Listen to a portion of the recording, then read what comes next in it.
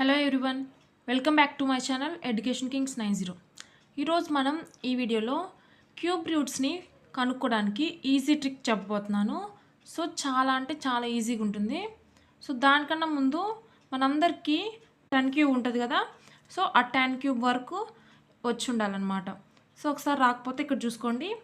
1 cube వచ్చేసరికి 1, 2 cube is equal to 8, 3 cube వచ్చేసరికి 27, 4 cube is equal to 64 and 5 cube is equal to 125, 6 cube is equal to 216, 7 cube is equal to 343, 8 cube is equal to 512 and 9 cube is equal to 729 and 10 cube is equal to 1000.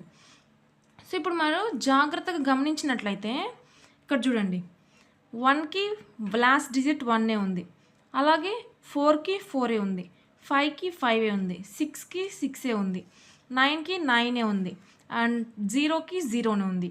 So ఇక్కడ లేనిదల్లా ఏంటి, 2కి 8 ఉంది. ఇక్కడ చూడండి, 8కి 2 ఉంది, అలాగే 2కి 8 ఉంది, అలాగే 7కి 3 ఉంది, 3కి 7 ఉంది.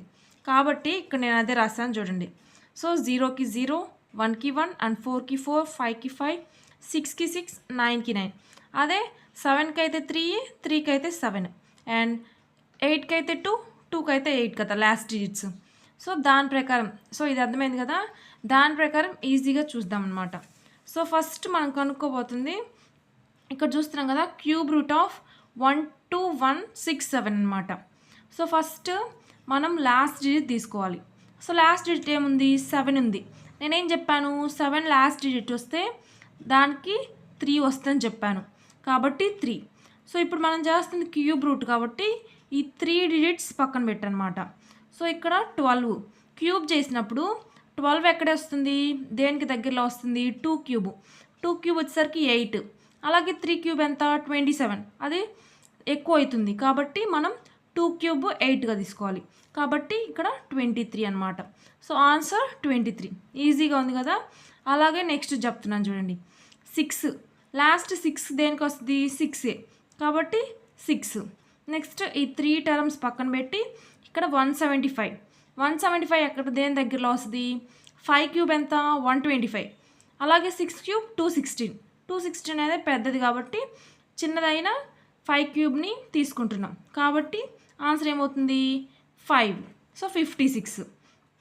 అలాగే లాస్ట్ 2 వస్తే ఏం చెప్పాను, 2కి 8 అని చెప్పాను, కాబట్టి ఇప్పుడు 2కి వచ్చింది కాబట్టి 8 తీసుకొని ఈ 3 డిజిట్స్ని పక్కన పెడుతున్నాం.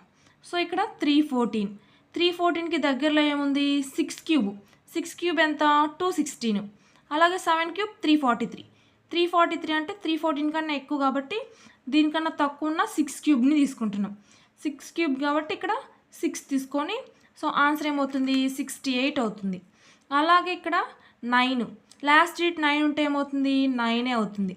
అలాగే 328 దేనికి దగ్గరలో ఉంది, 6 క్యూబ్ ఎంత, 216, అలాగే 7 క్యూబ్ 343 అనేది 328 కన్నా ఎక్కువ కాబట్టి దీనికన్నా తక్కువ ఉన్న 6 క్యూబ్ని తీసుకుంటున్నాం, అంటే 6.